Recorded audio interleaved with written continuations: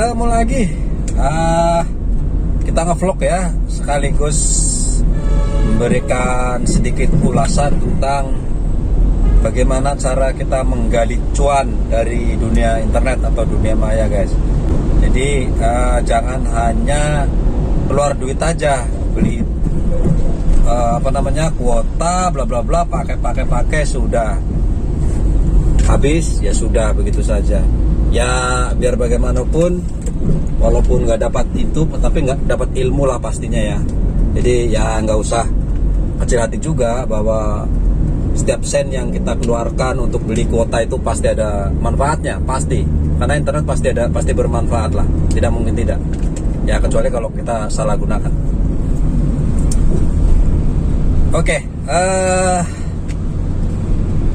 terus dari mana sih cara kita mendapatkan uang di dunia internet gitu ya. Jadi nanti ada beberapa cara atau beberapa platform yang mungkin kita bisa jadikan peluang kita untuk mendapatkan uang dari sana. Ada beberapa yang sudah saya lakukan, ada sudah mendapatkan sedikit uang, tetapi banyak yang belum lah. Tapi namanya juga peluang. Jadi peluang ini ya kalau kita biarkan ya sudah, nggak dapat apa-apa. Tapi kalau kita lakukan, ada kemungkinan kita akan dapatkan. Oke, yang pertama adalah menggunakan platform YouTube. Nah, bagi kalian pasti ya nggak mungkin nggak tahu YouTube ya, pasti semua tahu lah YouTube itu apa. Nah, bagi kalian yang punya kemampuan, sebenarnya sih apa ya? Kalau kalian lihat di YouTube itu kan bermacam-macam lah ya, macam-macam itu konten, mau yang aneh-aneh, mau yang serius, mau yang religi, mau yang apa. Kalau kalian religius, kalian di pesantren, ya nggak ada salahnya kalian berdakwah lewat YouTube. Kalian berdakwah dan suatu saat nanti mungkin akan ada iklan yang masuk dan kalian bisa dapat uang, nggak ada salahnya. Jika kalian seorang guru, kalian bisa podcast sendiri, memberikan mata pelajaran yang dikemas sedemikian rupa. Jika kalian punya hobi, punya keahlian, tinggal divideokan, dimasukkan. Intinya cuman kemauan dan niat saja. Niatnya ada, kemudian mau, kemudian upload, sudah. Daripada kita beli kuota cuman sekedar nonton YouTube seharian, duduk, sudah selesai, nggak punya apa-apa. Lebih baik kalian bikin video seburuk apapun, video itu kalau sudah dimasukkan ya sudah, kita tunggu saja. Yang penting konsisten. Kalau setiap minggu perlu bikin, ya bikinlah apapun, sebenarnya apapun. Mau hiburan, mau hobi, mau apapun, itu bebas sebenarnya. Mau sekedar cuap-cuap juga nggak masalah gitu ya. Ini kan sebuah peluang. Kalau peluang itu kita nggak manfaatkan, kita nggak coba ambil peluangnya, ya nggak akan jadi apa-apa gitu. Tapi kalau kalian mencoba peluangnya, mau dapat mau tidak, itu hal kemudian gitu ya. Nah, untuk YouTube, saya sendiri sudah merasakan ya uang YouTube ya. Uang YouTube lah, benar-benar bahwa apa yang saya buat itu bisa menghasilkan uang. Tapi jangan kalian membayangkan bahwa setiap kita punya YouTube atau YouTuber kita kemudian menjadi kaya raya gitu atau apa, itu tidak. Nah, YouTube itu kan sebuah media saja, media dimana konsep media kalau dia rame, banyak yang nonton, otomatis banyak juga produk yang ingin mengiklankan gitu ya. Kalau penontonnya sedikit, mau subscriber 1 juta tapi yang nonton sedikit ya percuma.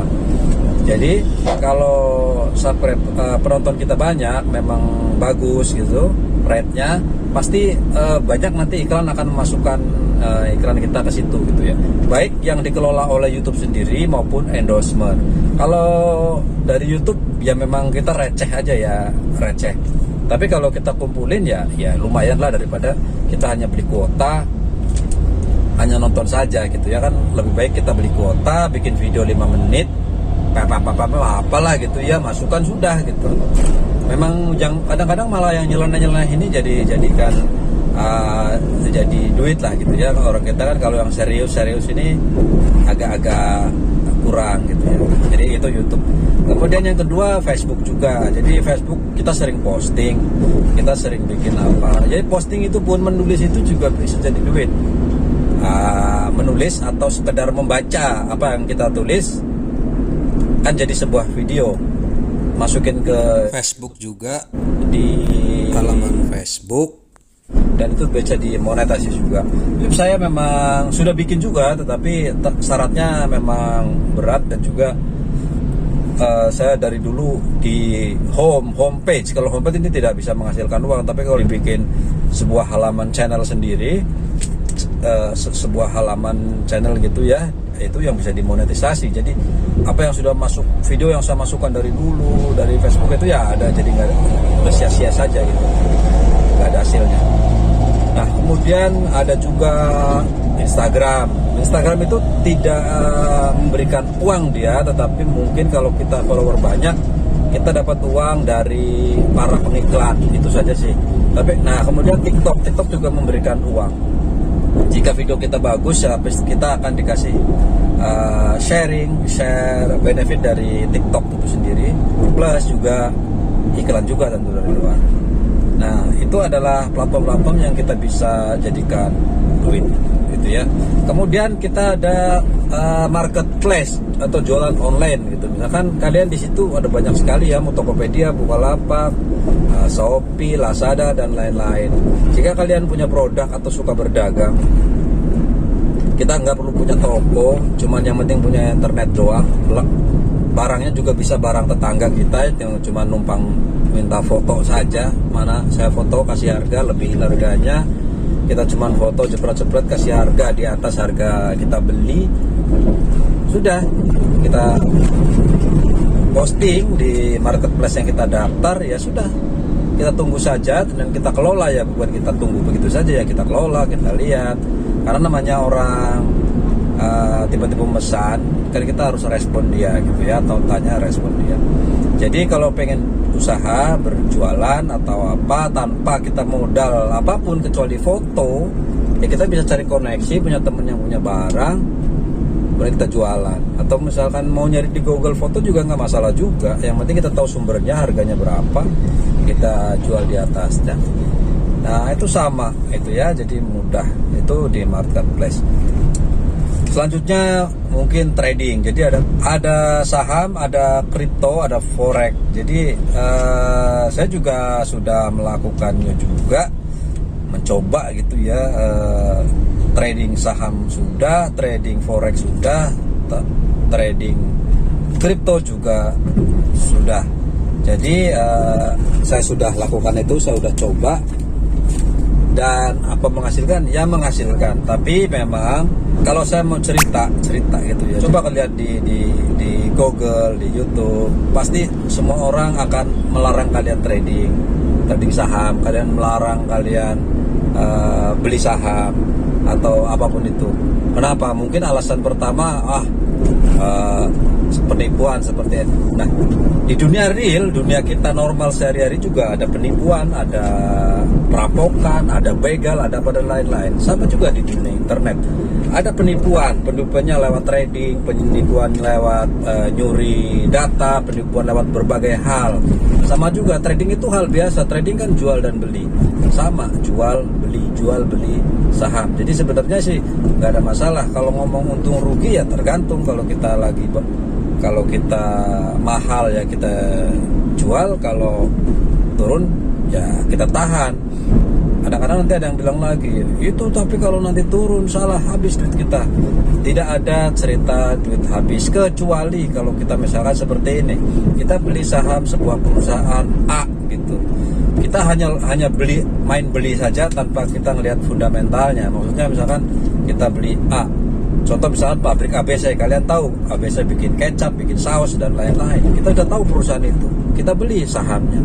Selagi dia tidak bangkrut, maka saham itu sebenarnya tetap laku. Soal harga turun, nah kita sendiri yang harus bisa menganalisa itu gitu ya. Itulah dunia trading saham.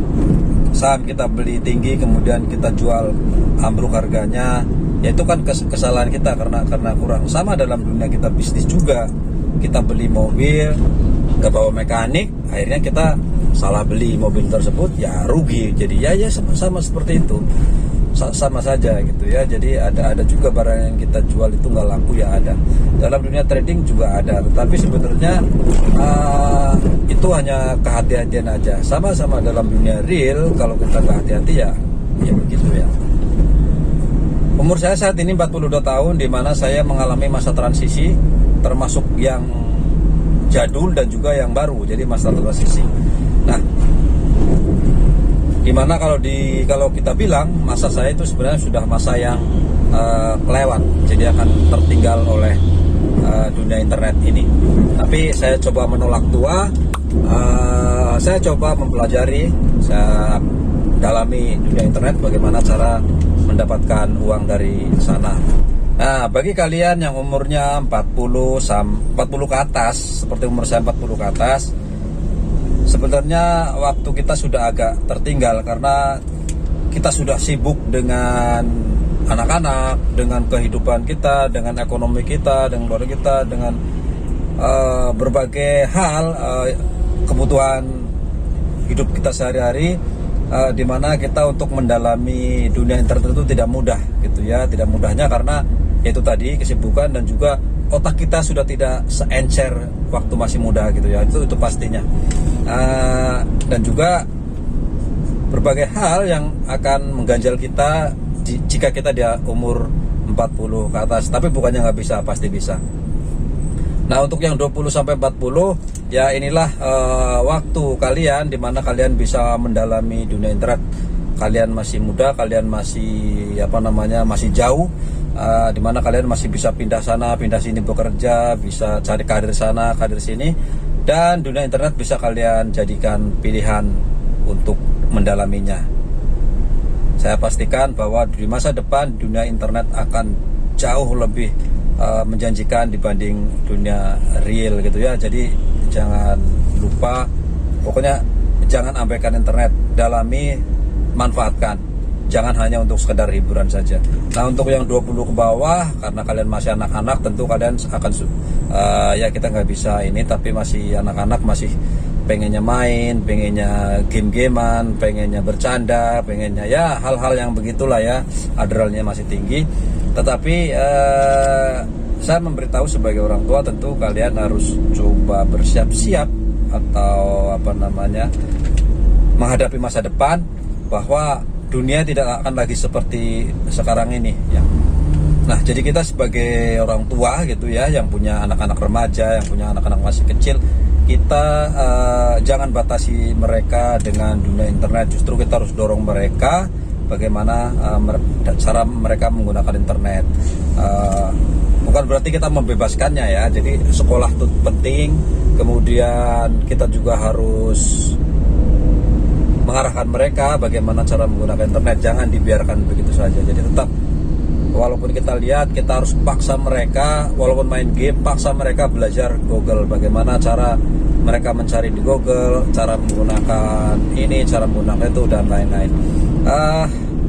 Itu untuk mendorong mereka, karena kita sudah tidak bisa lagi dengan cara zaman dulu yang menggiring anak dengan cara dipaksa, karena itu sudah tidak bisa lagi gitu ya, akan makin sulit. Ya itu ya vlog kita kali ini, mudah-mudahan kalian tercerahkan ya. Jadi sebenarnya ini kan hanya sharing ilmu saja, tinggal kalian yang tentukan sendiri mau pilih yang platform mana. Yang pasti jika kita hanya sebagai pengguna saja, ya sudah, kita tidak akan dapat apa-apa, ya hanya mau dapat ilmu.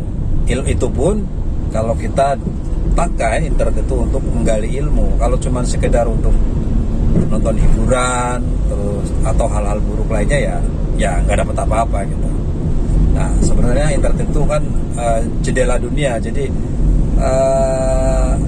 paksakan kalian untuk membaca hal apapun, entah itu politik, entah itu internasional, entah itu ekonomi, entah itu apapun.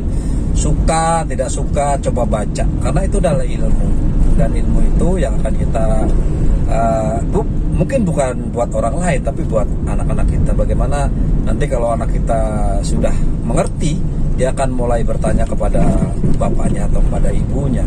Seandainya kita wawasan kita luas, maka kita akan menjawab dengan ya, jadi tidak Jadi mereka juga bangga gitu kalau punya bapak, oh bapak saya bisa menjawabnya gitu, oh ibu saya bisa menjawab dengan bagus. Tapi seandainya, oh nggak tahu, coba tanya ke sana, tanya ke sini, itu akan mereka jadi kurang pede gitu ya. Oke guys, dapat yang lebar. Terima kasih.